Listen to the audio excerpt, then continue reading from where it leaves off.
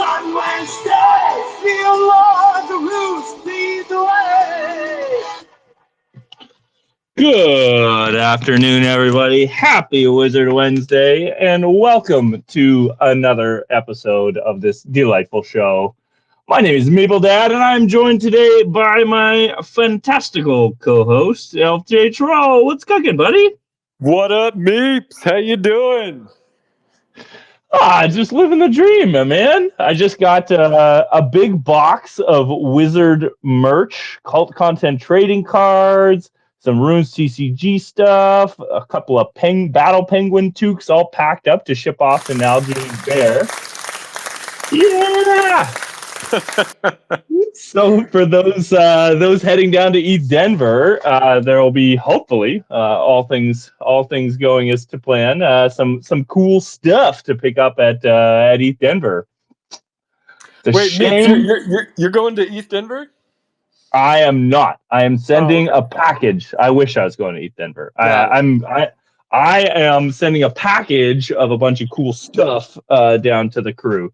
I'm going to Chicago this weekend for the next MagicCon, which, funny enough, is where you and I last saw each other at a MagicCon in Vegas. Yeah. Love it. That sounds great, man. Meeps, I wanted to quickly tell you, I love the new intro song you made. And my favorite line is "Every cast you spell leaves a mark." Is that what the line is? I don't have the lyrics in front of me, but yeah, it came together pretty well. It became I'll have to look and see exactly which verse you're quoting, but yeah, I put some heart into that one. I got some help from Udio and the Loracle, but yeah, it was definitely a fun one to put together. Yeah, it just makes it sound so badass. Like you're leaving marks with your spells, and also it's just obviously reminiscent of putting thy rune on the door. So excellent lyric skills you got there. Thanks, man. I'll have to look back through and see if I can take full credit. I might have to pass along some of the credit to the Loracle, but we'll see. I'll check my notes. Oh man. It has been just an outstanding week in the cult. Big shout out to Bill and Acid, who took care of last week's show for me while I was busy taking care of my mom. Really happy. That was a fun show. And Elf, thanks so much for tagging in to give me a hand with this week. It's been a while. It feels good. It has been a while, and I got to tell you, I do miss doing Wizard Wednesday.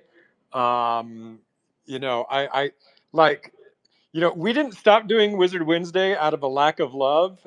We stopped it because we're just so extremely busy.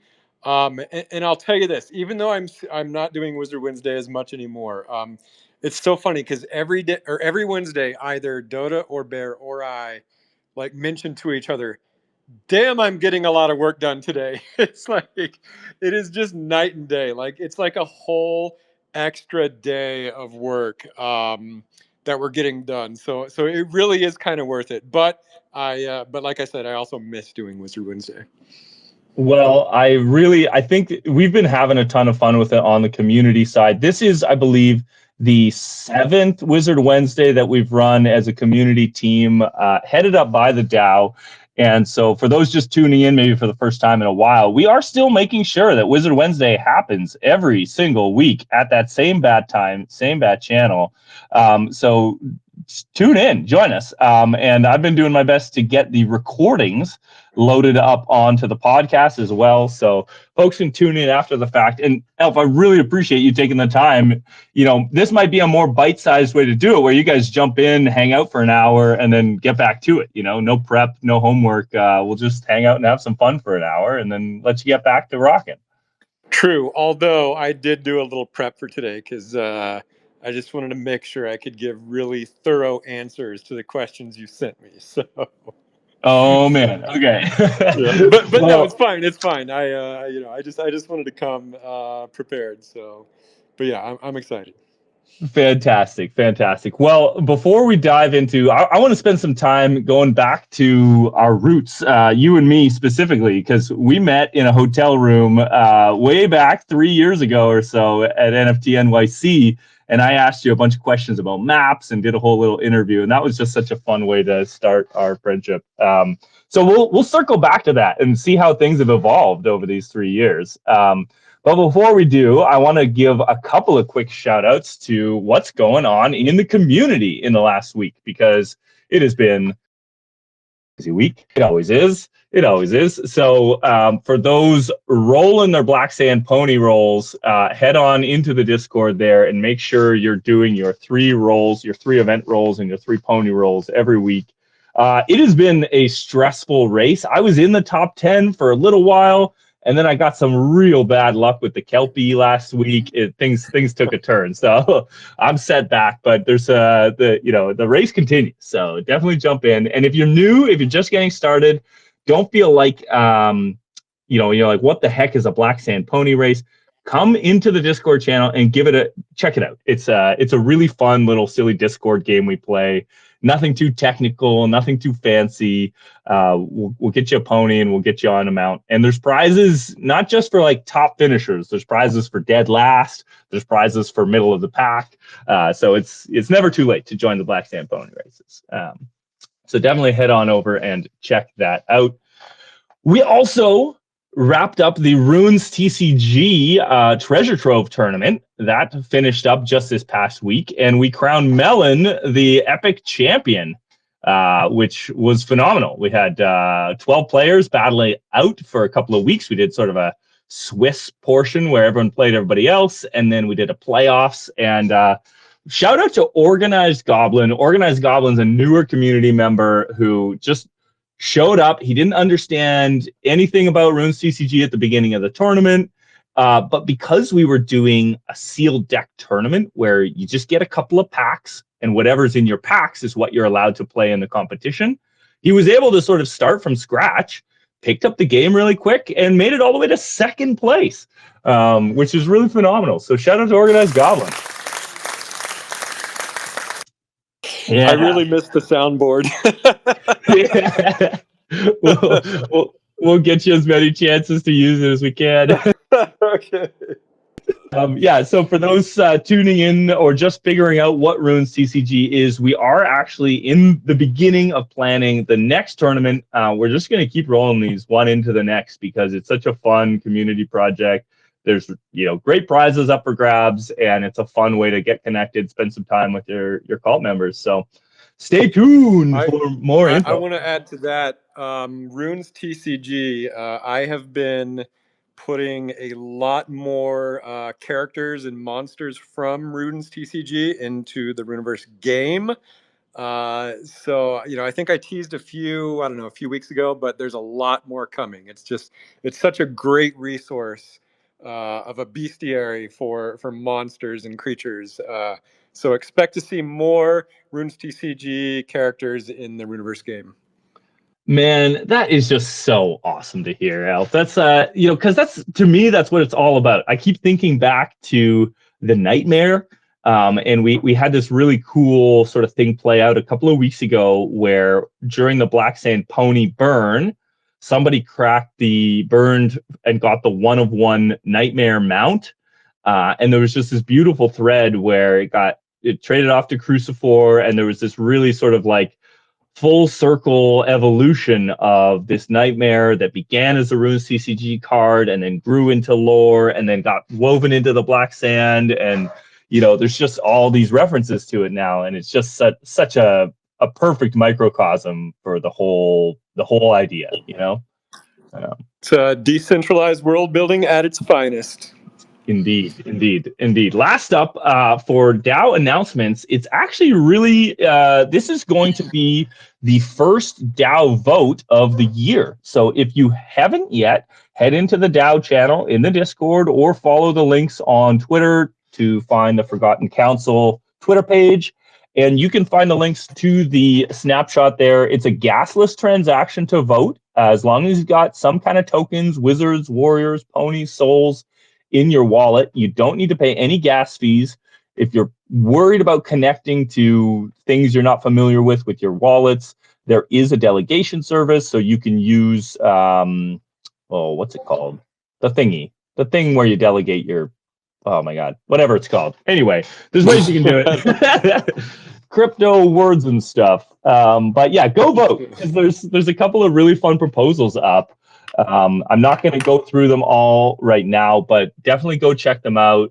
There's a couple supporting creators. Sporkly and Feckless have a little tiny proposal up that I put up for them of just celebrating their hard work, both in lore reading and Cucum Dome building and stuff like that. Just let's give them a couple of warriors to say thanks for being awesome. And there's another proposal too. I think we're going to make some stickers. We got some stickers coming from our good friend V-Mark. So head on over, check it out. There's a couple proposals. And even if, you say, oh, I don't have a lot of tokens, my vote won't matter that much, just go be a part of it. It's a fun, cool thing, and it's a way to exercise your cultiness and stretch that leg. So it's a ton of fun.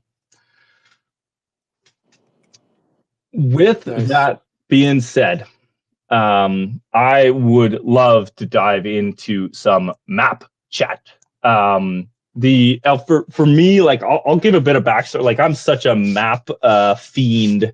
I've always been. I fell in love with the map at the back of Lord of the Rings. Before I could even read Lord of the Rings, I'd like stolen the Return of the King off my dad's shelf before I could even read it, and I was just like studying the map, of Gondor and Minas Tirith and everything. And so, and then it didn't take me long to start crafting maps myself, just taping pieces of graph paper together and stuff like that. So tell me a bit about your journey with maps. Yeah, sure. Yeah, I mean, I think probably the most inspirational map, yeah, like you said, is Tolkien's Middle Earth map. Um, that was the one that really sort of got my imagination churning, and taught me what maps could be. But you asked me earlier, like what the first map I was ever inspired by was, and I remember when I was a little kid, I got my hands on a map of Never Never Land from Peter Pan, and it's obviously a much simpler map than Middle Earth. But like to my little like 7-year-old brain, it was so magical, because just the idea that you could like learn about a certain place that Peter Pan or the Lost Boys went to, and then you could see it on the map in relation to other places. It was kind of the first time I'd ever like wrapped my mind around what a fantasy map is and what it could be, and how much sort of lore and information it could hold.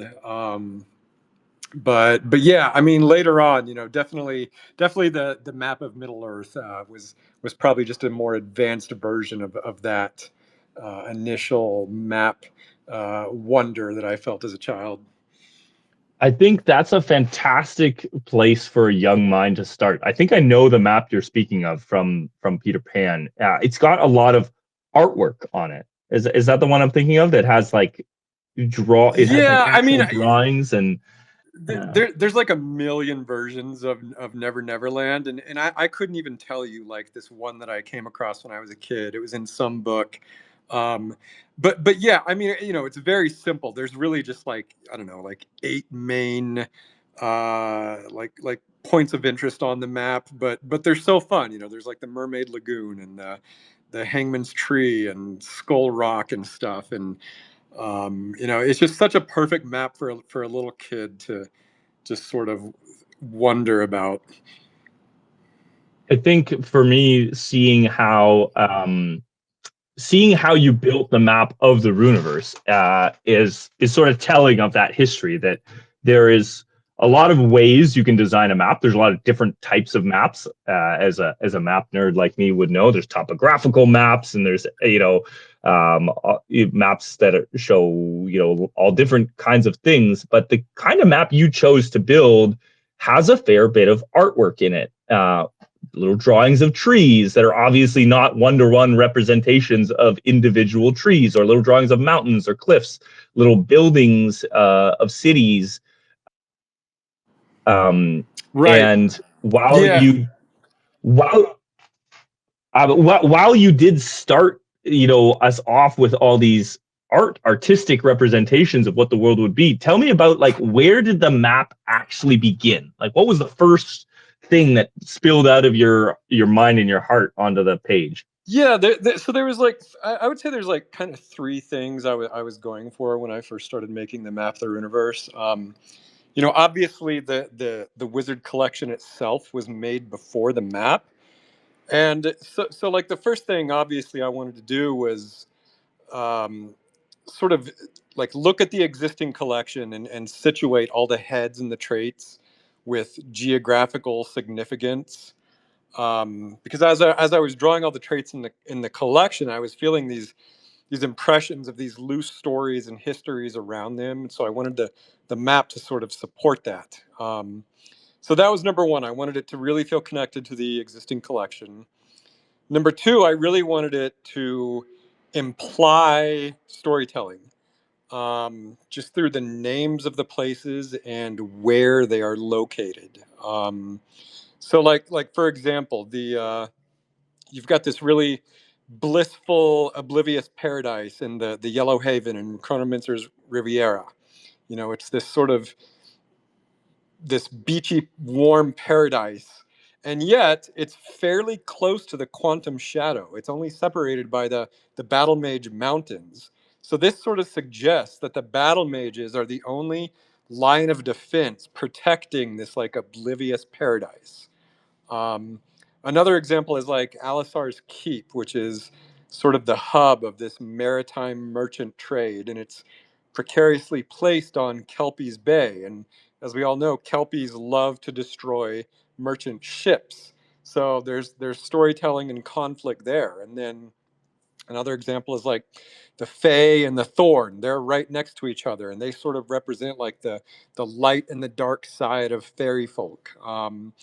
And then of course Goblin Town is just right south of the Thorn, and goblins are sort of darkened fairy folk, and so there's implied conflict there. The fact that the centers of purple chaos magic are on their own islands, or that Solomon's tomb is in the heart of the quantum shadow. All of this to me just carries really heavy story implications, because they all suggest just inherent conflict purely through geographical location. Um, and so that was the second thing I really wanted the map to do, was just have this implied, inherent storytelling. Um, and then the third thing I really, Can I oh, can go I ahead.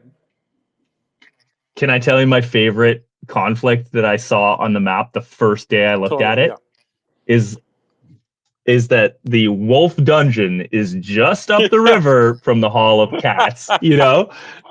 Yeah, And to me, I, that was a moment for me where I was like, this guy gets it. He knows how to tell a story with a map. I'm in. I'm in. I'm glad you mentioned that one. I wasn't going to mention it, but like my own little story in my head is like, okay, so the Hall of Cats is right downstream from the Wolf Dungeon, and I imagine like the wolves, like dogs, just pissing into the river just to upset the cats, because the image of a dog pissing in nature is just like a standard archetype, and so right downriver, like it's just a way they get back at the fancy aristocratic Hall of Cats. But I didn't want to say that until you mentioned it. But yeah, So good. So but yeah, good. exactly. You got it exactly right. Like there's a conflict right there.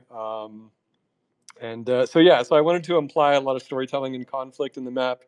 And then the third thing is just I want that first version of the map. I wanted to leave a lot of it unrevealed, like sort of out of frame, because again, with Tolkien's Middle Earth, I remember as a teenager when I first looked at that map at the beginning of the book. um, as a kid I was like kind of annoyed that I couldn't see it all, and this was a time before the internet, so I would scour every library to find more books and more information that would tell me what was off map. And later in life, I realized that this choice not to show all of the map at once was just a really clever device by Tolkien to inspire curiosity and wonder about the world. Tolkien was just such a master at giving the reader copious amounts of information about his world, and yet at the same time always leaving the reader feel like there's just still mystery, and they're not even scratching the surface of the knowledge about the world. So yeah, those were kind of the three things. I wanted it to connect to the existing collection. I wanted it to imply storytelling and conflict, and I wanted it to still inspire mystery and not knowing everything about the world. I'll say I joined the cult sort of in spring of 2022, just before, like, back then there was phase 1 of the map, and one of the first things I got to experience was you revealing like phase 2 of the map, which is not what we have today. This is that was like the intermediate step, and so I was on the edge of my seat for when that got rolled out at NFT NYC. I was like, let's go! I want to see the rest of the map. I'm so pumped. So you nailed it. You nailed it. Awesome. Okay. My next map question: what's a place on the map you think people don't understand properly? Yeah, this is a good question. Although, I'm not sure that there's honestly a single spot that I could pinpoint that I see a lot of people misinterpreting. I mean, I would say every place equally is just, people have different interpretations than what's in my head, and that's totally fine. But I will say this, like, I think one thing that I consistently see a little, I don't know if misguided is the word, is like this tendency to want to categorize characters and places on the map as like good or evil. Um, Especially like the Quantum Shadow, for example, or any place dealing in the Nightmare Paradise or whatever. People want to know, like, is this evil? Is this where the bad guys are? And for me, the whole good versus evil conflict is just like in storytelling. It's kind of one of the most cliche conflicts I think you can write into your story. It's just, to me, it's just sort of a shallow way to understand conflict in the world. Um, and I think there's just so many more interesting conflicts you can explore. For example, like a big one in the Runiverse is chaos versus order. If the shadow hats represent chaos, the white hats represent order. Like you could see the conflict of chaos versus order everywhere. Um, Another really big one is like reason versus emotion, which like Nietzsche classified as the Dionysian versus the Apollonian.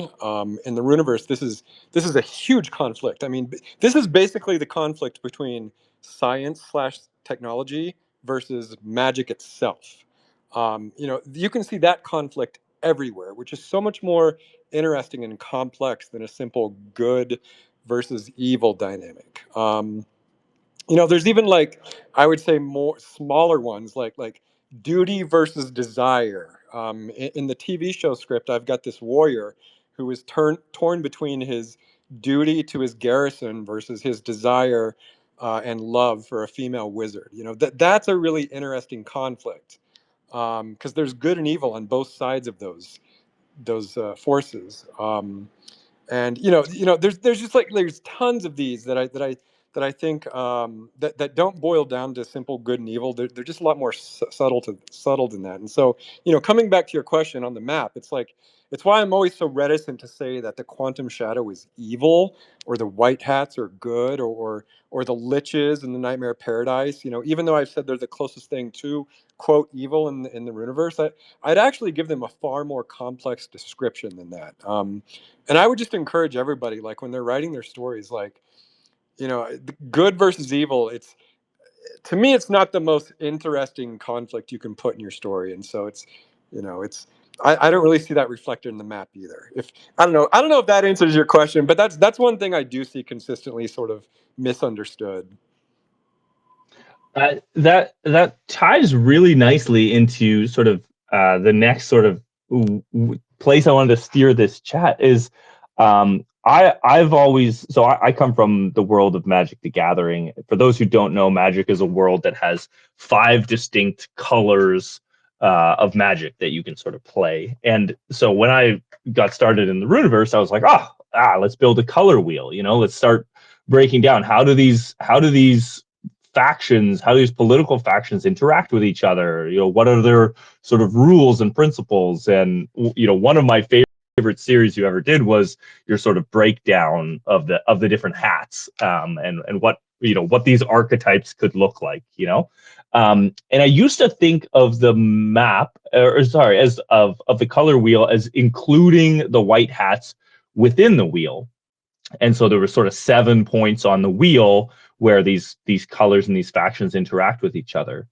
But Yep. recently I've been exploring the idea that maybe it's not a wheel of 7, but maybe it's a 3-dimensional wheel of 6, where there are the six sort of prismatic colors, you Yep. know, in sort of your traditional rainbow order of red, orange, yellow, you know, green, blue, and purple, and Yep. with orange representing the brown hats because Of they were course. once orange. Yep. And then there's this 3-dimensional layer where there's both the light and the shadow, the white hats and the shadows, the order and the chaos on Yep. each side of those coins, you know, of Yep. those colors. And man, that's been a fun sort of mental model to play with. It sort of doubles the number of hat colors almost, you know, because you could say Yep. I'm a light blue hat, I'm a dark blue hat, Yep. you know, and lean into that a little. Or maybe you have wizards that evolve. They start a sort of chaotic yellow hat who's just in it for the party and the chaos, and then they learn to use time and their chronomancy, you know, to bring order to what was chaotic. You know, who knows? Who knows? And I think in some of the best stories we've seen come out of the community, you're seeing people sort of embracing those nuances. So that was just a mental model I wanted to share with you. Yeah. Maple, you're definitely on the right track. You know, it's, you know, when we introduced the collection, it was the 7 hat colors. But then later on, we introduced the secretive shadow hats or the black hats as just like a totally outside force, and that, you know, that was really by design. You know, the black hats are, or the shadow hats are so outside of the norm that they, you know, they're not even typically included in these conversations because they're so secretive. um, and then as far as like the known colors, yeah, it's you know, you got the 6 main hues who are refracted from white light of the chroma crystal, which is actually in the collection. um, and so yeah, it's you know, I shared an image on my account. God, maybe over almost a year ago of this. It was, you know, it's supposed to look like an ancient manuscript of a chroma crystal with white light reflecting or refracting the 6 colors. And that's sort of the way I think about it. Is like the white light is the white hats. The 6 colors are the other 6 hues, and then the black just sort of sits outside of all of it. And you know, if the black is like the infinite void of total nothingness, you know, they're like the biggest and the most powerful. And yet, but you know, if you want to become a true like shadow hat or black hat, you just sort of have to forsake your humanity and your identity and just lose who you are. You know, and the price is so high you probably wouldn't even want to do it. um, but yeah, that's, yeah, it's all in the chroma crystal, honestly, which Wizard Zero holds, as well as many others. um, you know, I'll tell you another fun thing. Give a hoot, I think it was Give a hoot was asking me the other day in DMs. He's got a black mage head. um, and what's funny is like the black mage head is wearing an orange hat. And he was like, "Is there something between the orange slash brown hats and the black mages?" And you know, I told him, I was like, first of all, your black mage can be whatever you want, but the way I think about it is, ignore the black mage's hat color. Like, you know, not the color of your hat or your clothes doesn't always have to connect to the color magic of the colors of the magic. The way I think about the black mages in the collection is like, they are wizards who do dabble in black magic. They just haven't totally given themselves over to it like the Shadow Hats have.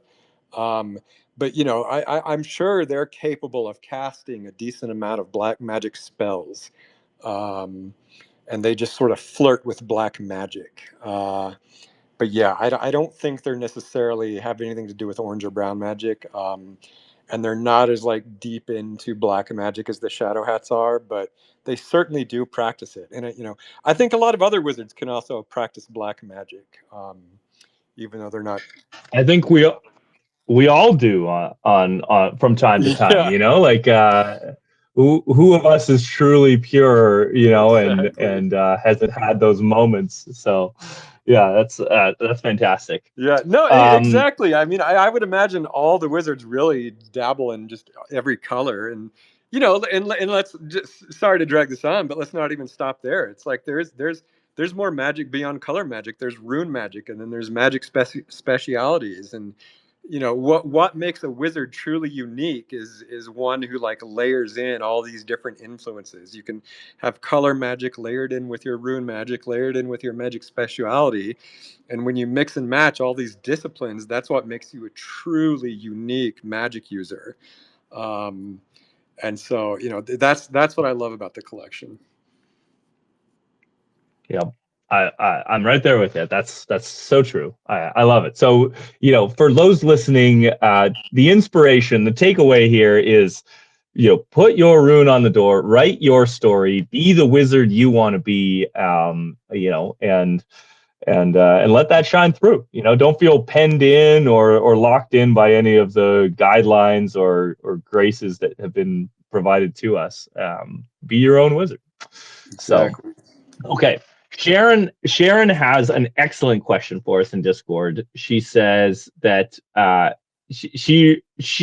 and I think we're working pretty closely with you on the as we explored rivers and before the last sort of map update when you were putting some more names, some more places, including some of the community creations on the most recent update of the map. And she was wondering which way. So her and I sort of ran into this problem where I was getting far too technical because I'm like, I'm a map nerd. It needs to make sense logically. And I was like, you can't have rivers that flow upstream. What's the matter with you? Um, and Sharon was like, what if the river just flows in both directions? Every once in a while, something magical happens, and the tide of the river changes and starts flowing the other way. I was Yeah. like, God damn it. Yeah, I guess that's fine. Yeah, all right. Um, so it was a great moment for me in realizing, you know, some things we can just magic away, and it's a little more fun when it's mysterious and magical. So she was wondering, which way do we think the river, the two-way river is flowing today? And the two-way river is the river that runs south from the Brown Hat Delta, you know, out to, you know, past Cumberland and the Weird House. So I think it's flowing north. I think it's flowing north back up towards Rabbit Lake right now, bringing Okay. salt Okay. water into the delta.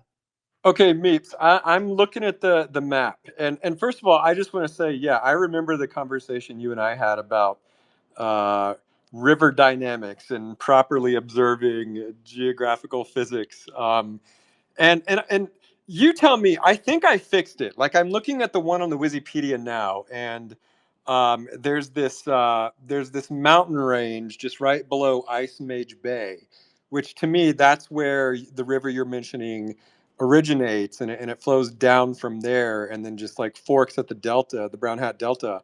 Um, so I think this is like it's correct, right? Or am I wrong? So man, I'm gonna get into the weeds here. I apologize, everyone. You can just fast forward on the recording a minute. But what you've done that rarely happens in nature is you've had a river that splits, Uh-huh. right? Usually rivers, smaller tributaries come together to form Okay. larger rivers. Okay. Whereas this one you built splits into two separate rivers, which very rarely happens in nature. Usually the you know the most, you know, gravity finds a way to bring water to the sea. Even if it's Sure. roundabout, it usually all flows the same way.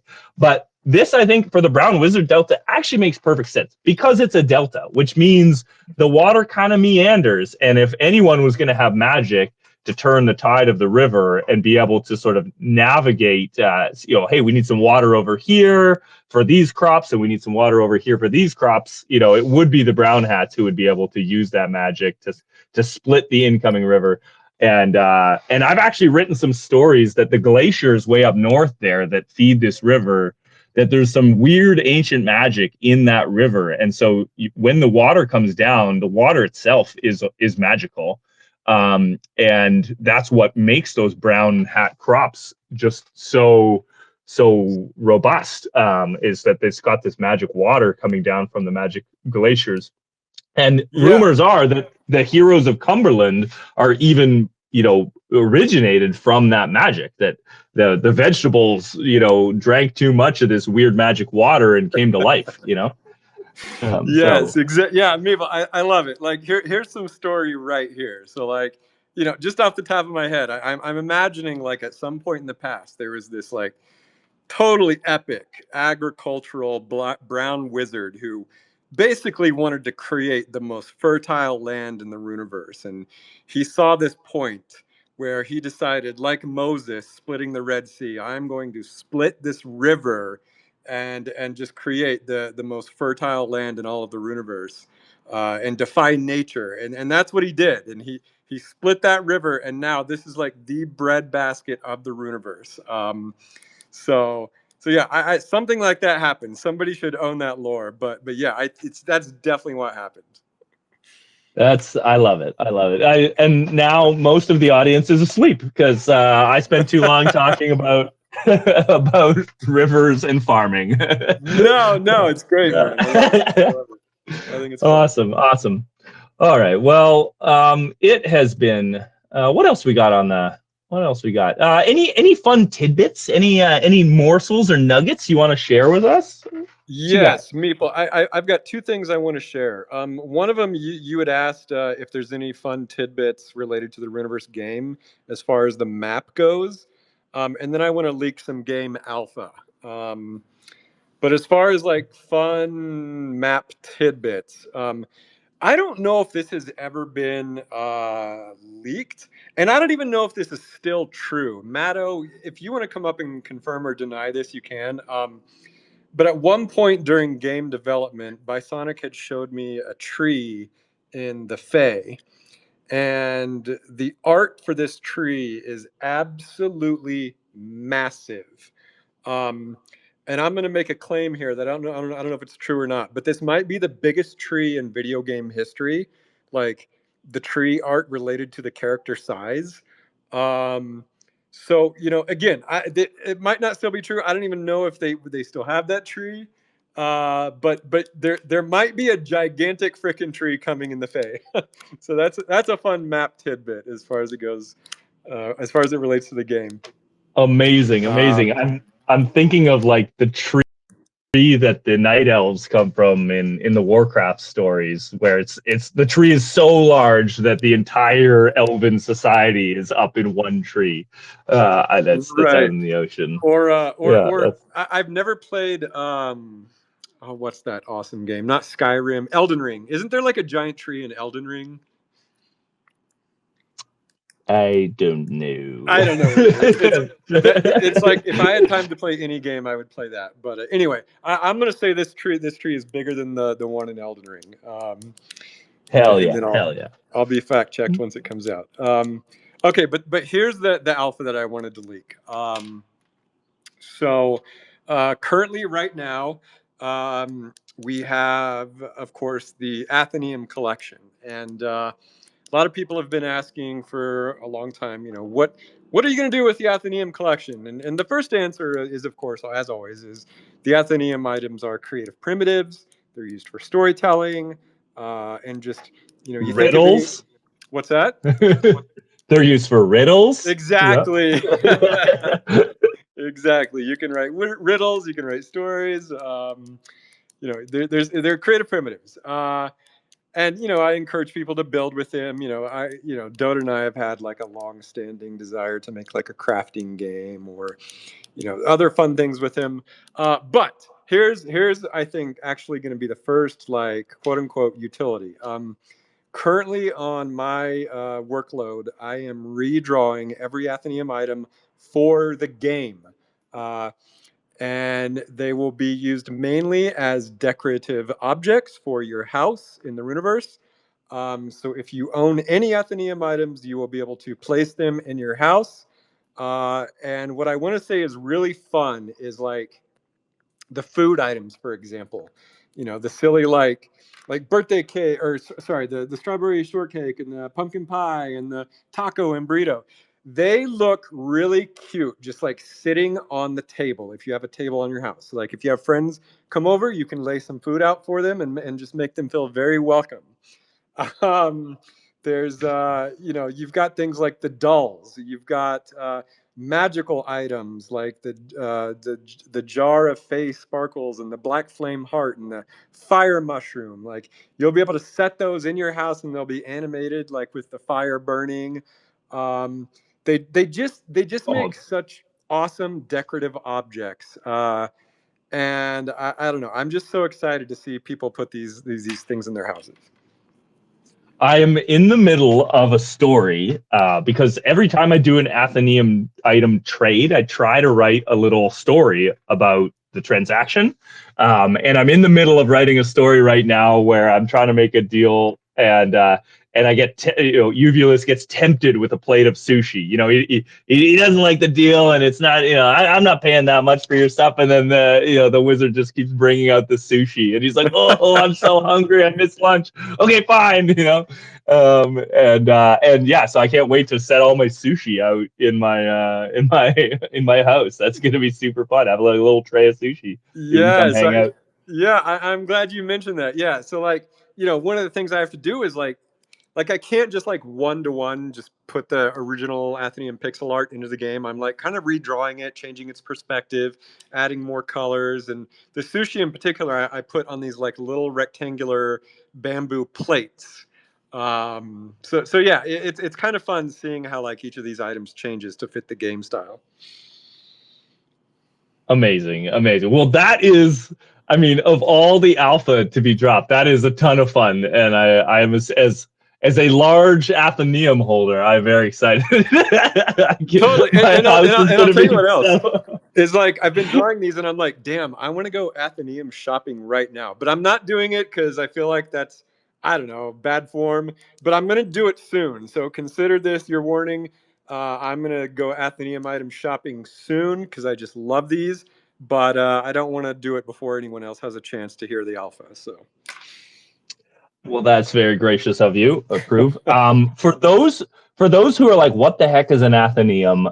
There was, I'll give the very brief history. There was a Halloween event a couple years back where we went and knocked on the Nightmare Imp's door, and we either got tricks or treats, and the treats came in the form of these little treasure chests. And when you opened your Nightmare Imp treasure box, you got a random thing.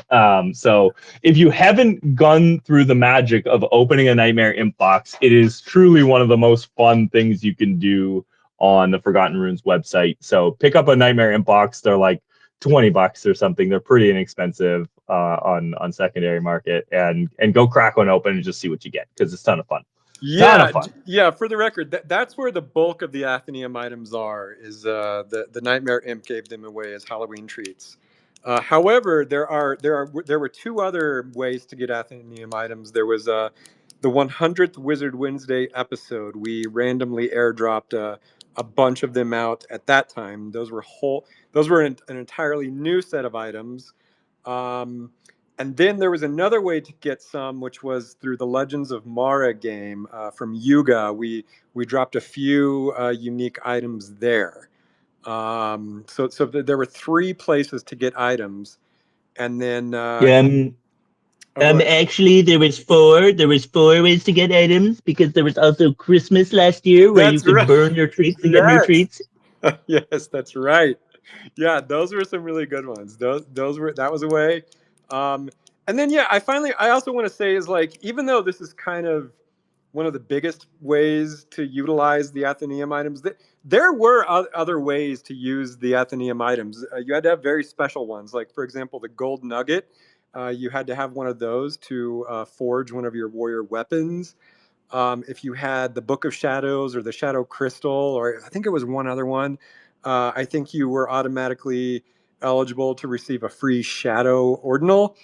The Um, donuts. The donuts was the other thing, like the soul donuts. You could get a free yes, shadow. yes, that's right. Yep. And Exactly. then of Yep. course the scrolls. There was scrolls too. Like some of the items you could get was a wizard scroll or a warrior scroll or a pony scroll, where you got to, you guys handed out a literal NFT token in exchange for this.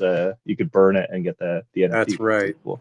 Yep. Did I just came into possession of my very first gold nugget. Speaking of gold nuggets, and I have a flame, and I'm gonna make a gilded warrior. I'm really excited about it. Nice. Nice. Hell yeah. I, I I think it's actually going to be next week on Wizard Wednesday. I'm going to have a story that plays out, and there's going to be like crowd participation, and I'm gonna do it live next week. I think Fun. that's yep. So stay tuned for lore and fire and destruction, and it's gonna be great. It's gonna be great. Awesome. Elf, what time is it? It's 10 till 3. No, I mean, like, what should we do next? Perhaps we should explore the Cult Content Chronicle. Compiled by the illustrious Tanya Del Rio. every damn week. Yeah. Maple, how did you and I do that so perfectly on the first go, but we could never get it in past Wizard Wednesdays? Honestly, we haven't got it properly since either. Like, I butchered it all the time. There was one week I was doing it alone, and I still screwed it up. I don't know how. Okay, awesome. All right. I'll take the odds. You take the evens here. Okay, sweet. Okay, so it is week 109 on the Cult Content Chronicle. For those just tuning in and wondering what I'm talking about, visit our dear friend Tanya Del Rio, and she compiles a weekly sort of what's what and who's who of new artwork, new lore, new stories, new songs, new pictures of creations of what the cult has been building in the last 7 days. And it is always a treat, and we love to give it a little explore. 109 weeks in a row. She hasn't missed a single week. Christmas, New Year's, doesn't matter. She's got it out. Which is amazing. So number one, we've got Ozma Bro sharing a new pixel painting of the warrior Murphy of Goblins, which is amazing that we have Murphy of Goblins in here. For those who don't know, Murphy of Goblins is a story that was started by Magus Wazir, where it was like during the armpit of the bear market. Everyone was bummed out. Everything was saddened. Everything was depressing. And he was like, I'm buying this warrior and I'm going to write some story and then I'm going to pass him on. And somebody else keep writing his story and then pass him on. And so Murphy has been sort of traveling the community, hopping from one wallet to another with his story unfolding. And you'll notice in this artwork, there's actually a kitsune mask on the wall behind him. That happened. I was in an airport and we were cracking imp boxes, and somebody who had Murphy cracked his imp box. And boom, got a super rare kitsune mask. Speaking of Athenaeum items, Nice. so Murphy now travels with the imp box. So pretty exciting. Very cool. Okay, so I'm doing the evens. Let's see. Number 2, Tad Major, everybody's favorite kobold besides Jitsi, created this fun little animation of a kobold casting what I'm going to call the good morning spell. And I just want to say, you know, it's quite an oddity that kobolds even know how to do magic. I mean, they're typically seen as sort of the dunces of the Runiverse, and yet wizards are supposed to be super smart. And so, how in the world is a kobold wielding magic? But like, maybe the answer is they just do really silly spells, like just they use all this magical esoteric knowledge to simply cast a spell that says GM on a rock. I mean, that is truly a kobold spell if I ever saw one. 100%, 100%. I love that idea. That all the magic that just leaves you scratching your head. It was a kobold.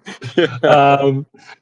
We've also got a fun little meme from Tad Major. He's got this adorable little slideshow using this new Ronin meme maker, which is pretty cool. So you got to go check this out. It stacks templates, stickers, and you can crank out some pretty robust memes in a pretty short amount of time. So definitely go check that out on the ML Gone Ronin page. Number 4, Hin Boyd shared an awesome time lapse of a handmade piece of his signature wizard, Sorcerer Hadrian of the Hills.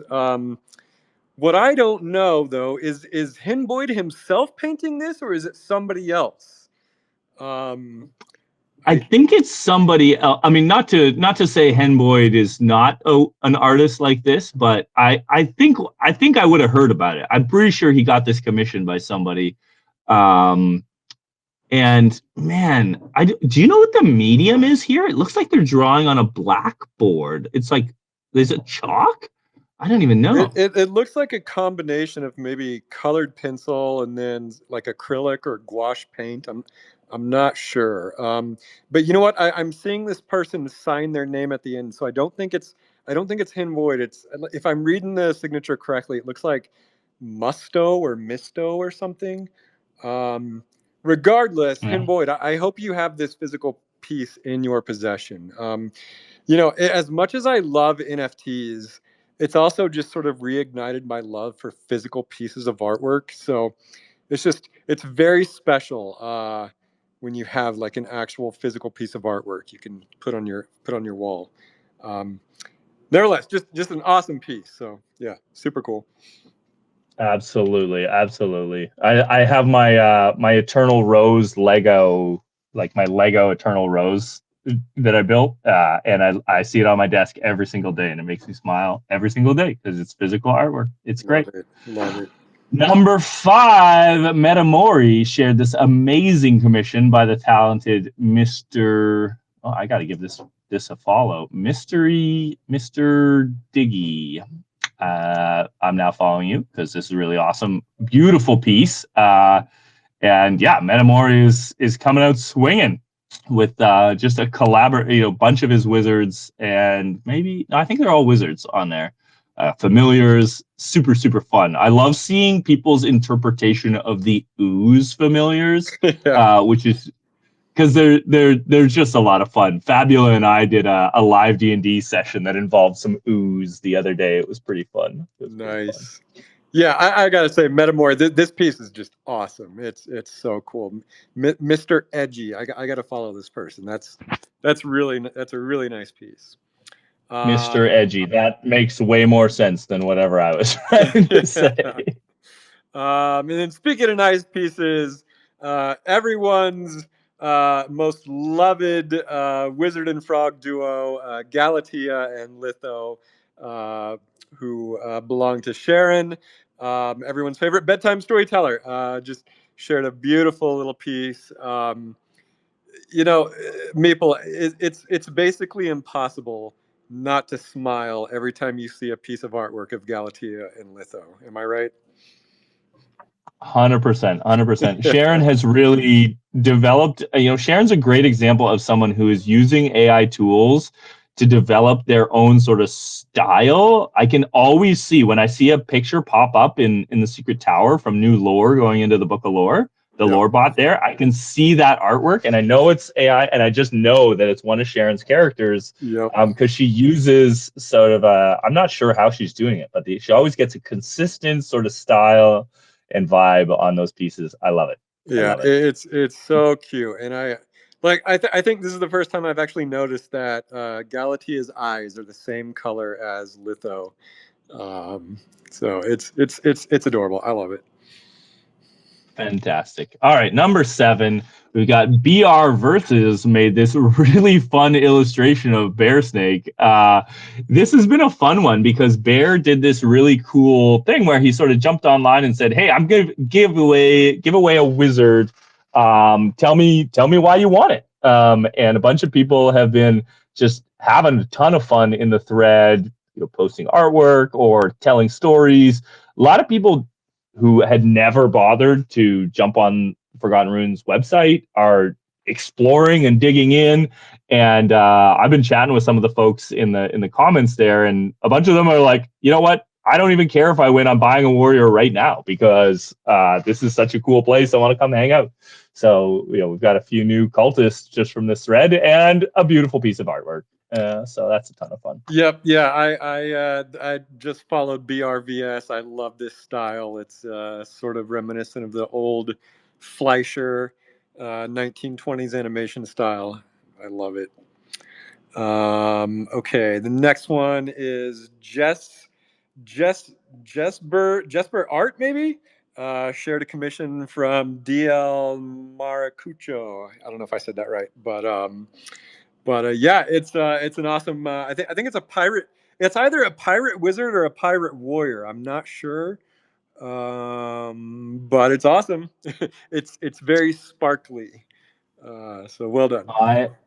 I believe it's a pirate wizard. No, pirate warrior is what Tanya's link says. Most of the pirates in the collection, or most of the obvious pirates, are warriors. I got like a whole team of pirate warriors going now. It's a lot of fun. Yeah.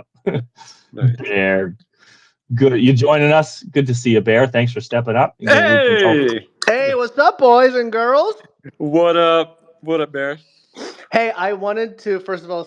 I just got off a little marketing meeting with Nalgene, but I did want to at some point before you guys close up announce the winner of the wizard giveaway that I was going to do. But I'll do it at the end.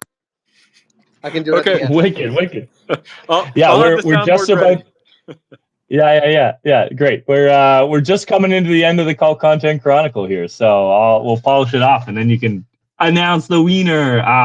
All right, we've got Tatter ETH posted their first entry of the Book of Lore, along with a really wild visual piece. This is phenomenal. It always just makes me so joyful when I see wizards, new community members, just rolling up their sleeves and diving into the lore creation. It's one of my favorite things, because I've been a big advocate for it doesn't need to be perfect, just get something on the board, Yeah, I also got a comment on tater.eth or tatter.eth. New cult member from what I can tell, and they have been putting out awesome content like daily. And I don't blame them because they picked up an awesome soul.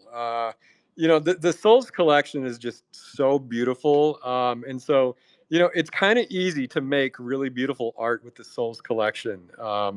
If you're sort of more into the darker side of the Runiverse, and that soul of his is just so cool. It made me really want to go soul shopping. So yeah, welcome to the cult, Tater. Absolutely. Okay. Speaking of awesome cult members, do you guys know Meeple Dad?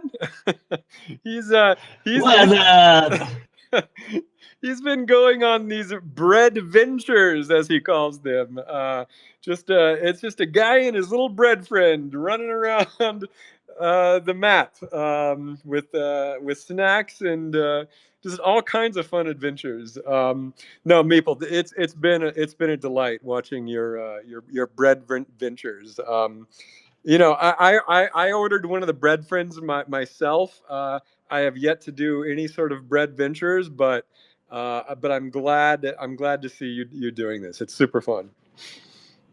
I'll tell you, so the bread ventures actually started. I got a couple of bread friends, and I gave one to each of my daughters. And my 6-year-old was really struggling with me traveling so much for work, and so at the beginning of this year, back in January, when I had sort of like this weekend, I'm going to Chicago. This will be 7 out of 8 weekends in a row I've been on the road. Wow. And yeah, January I was gone for more days than I was home. It was really tough for her. So the bread friends have been our sort of like little calling card. You know, she takes her bread friend and has a tea party with her dolls and her stuffies and sends me pictures of it, and I send her pictures of my bread friend exploring the world in airports and convention centers and hotel rooms and wherever I end up. And it's just a really sweet way for us to keep in touch and stay connected while I'm gone. And then I share it on Twitter too because it's also fun. Super Yeah. cute. Number 11, we've got our regular scheduled update. The Magic Monday news team is at it again every Monday at 8:30 Eastern, 5:30 Pacific. They've got more guests. They're going to run through the DAO proposals. It's always a fun time. I have to laugh because Buffy, my 6-year-old, who wants to be called by her warrior name now. She doesn't want to be called Meeple Daughter anymore. She wants to be called Buffy. Monday, we're coming home from like the gym. We go play at the gym after school, and we're coming home. She goes, "Is it Monday? Is it Magic Monday news night?" I was like, "Yeah, it sure is." She's like, "Oh, great." That's adorable. I love it. Yeah. Everyone get excited. It's a ton of fun. Super cute. Yep. And then finally, to wrap it up, we got Meeple Dad shared. Is it a song that you shared, Meeple? So that this is just advertising. People should come listen to Wizard Wednesday. But that lyric, that's a lyric from the rock anthem that I played at the beginning of the show. Shuffle your deck, mount your steed. Got Black it. Sand or Rune CCG and Black Sand races guaranteed. Got it. So yeah, and an awesome piece of artwork. I love the way you made the goat. Super cool. Getting the AI tools to understand what I was going for here was challenging. I'll say. Yeah. Nothing replaces a real human artist, but we'll take what we can get on short notice. Amazing. Right. Well, Elf, thanks so much for spending time. Bear, did you want to give something away? Yeah, baby. Can I have the floor for 2 minutes? Oh, I guess. Take it away, Bear. Pretty please. Okay, so I was looking at like my hot wallet the other day, and I picked up a couple wizards. I picked up like 4 or 5 wizards, I don't know, like a month or two ago, just because gosh darn it, I wanted more wizards.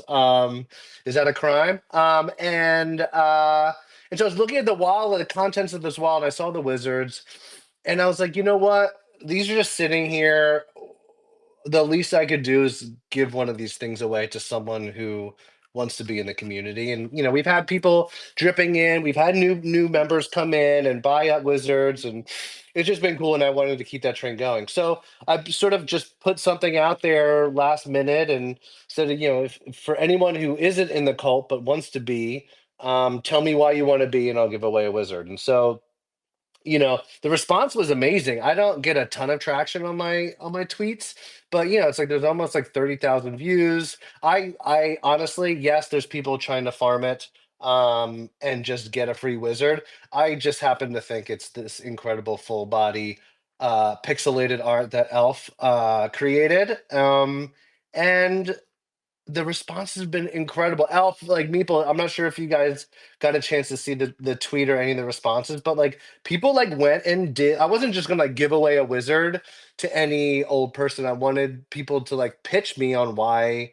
they should be able to join the cult and be handed a wizard. It's a pretty special thing. I saw it, and the response was like almost overwhelming. I have no idea how you're gonna choose a winner.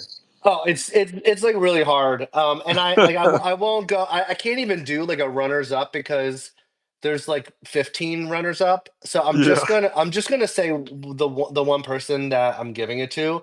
And I really like. And then all of a sudden, of course, it like puts you in this position where it's like, God, I wish I had 15 wizards to give away, but I don't. And for the record, these are not wizards from like the company wall. These are wizards that like I bought because I wanted to, and because I like our own project. And so I won't stretch it out any longer. I don't think they're in the audience, but Big M is the winner. Big M's in. Yeah, Woo-hoo-hoo! Big M really did the work. Really, like Big M, like you could tell some people went to the website because I was like, go to the website, check out the project, and then tell me what's so special about the project and why you want to join. And there were a lot of like Chat GPT like regurgitated answers. And if you actually read through, you're like, oh, this person totally did not read it. They just like copy pasted and like put into Chat GPT to summarize. But Big M, Big M really did the thing and like went through and like bulleted point. They only have 212 followers. So I feel like if someone deserves one, it's someone who's coming from the bottom to the top. Let me even try to find it. I guess I could Big, probably. yeah. So Big M just threw me a follow. I was chatting with this guy in the comments. He was saying that it was thanks to Adam Hollander that he even found this post. So he gave a That's big shout right. out to Adam because Adam is yet another fantastic community member spreading the good word. So he watched all of Ryan's video too. Ryan's whole video that was, I think, a clip from the Runiverse Direct. Yeah, If I'm that was correct. another thing that triggered me is like he clearly went or he or she clearly went and like watched, right? Like watched videos, which is really freaking cool, dude. I'm trying to find their response and I will find it and I'll pin it to the top. But anyway, congrats to Big M. I'll DM you and you can pick one of the wizards. It's very, very exciting. Wicked. And let's make That sure, was and let's make sure we give them a like and a follow when they officially join the cult. that was a very generous act on your behalf, Bear Snake. Just a generous guy, Elf. Just a generous guy. You really are. I myself would never give away one of my wizards. I just can't do it. Oh wow, you're such a big jerk. Everybody hear that? I'm a better person than Elf. I'm a better person. Can you beat him in arm wrestling, though? That's what the call really wants to know. I, All right, everybody. I do have a I do have a piece of candy corn from the Athenaeum item I might be willing to give away. Cheap bastard. Man, you know what? I gave Mester Brown a carrot like a month and a half ago because we were just in voice chat chatting, and Mester Brown's like the rabbit guy, he's always known as the rabbit guy. So I was like, and he was like several drinks in, and I was like, buddy, he was like, I always wanted a carrot. I was like, what's your wallet, man? I'm gonna send you this carrot right now. He's like, oh, that's the greatest. So I sent him a carrot, and then like a week later, Black Sand Races opens, and the carrot is like one of the best treats that you can use. I was like, damn it, I need my carrot back. So yeah. No, but honestly, the Athenaeum items actually are really good gifts. They're because they're fairly cheap, and they're some of them are just really funny. So yeah, I love it. I love it. Yep. Tons of fun. Well, folks, this has been just a ton of fun. Elf, Bear, thanks for joining me on this edition of Wizard Wednesday, channeling out from the Quantum Downs. This has been Meeple Dad, Elf, and Bear Snake. We'll see you all next week.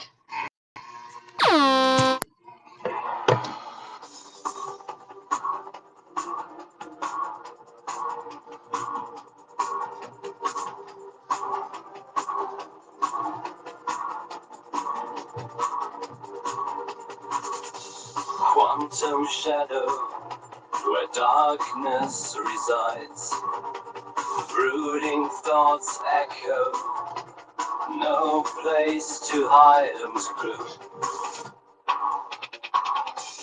In the abyss of chaos, where evil takes seed, creeping shadows flourish, feeding on greed. Yet from this darkness, heroes arise, not of might or magic, but of ancient beauty's surprise.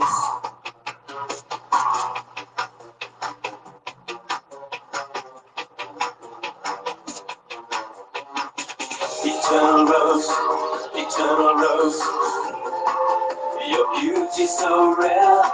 Eternal rose, eternal rose, in your petals we find solace, in your fragrance of prayer. Eternal rose, eternal rose, in the enchanted garden you bloom. Eternal rose, guiding us through joy, guiding us through gloom. In the red capital, where tyrants hold sway, lust, greed, and sin are the order of the day. Yet in the heart of the oppressed, rebellion finds its root, and the humble gardener escapes hastily on foot. Eternal rose, you know. Eternal rose, in your shadow we rest. Eternal rose, your thorns I'll test. Eternal rose, through battles and scars. Eternal rose, under the same stars.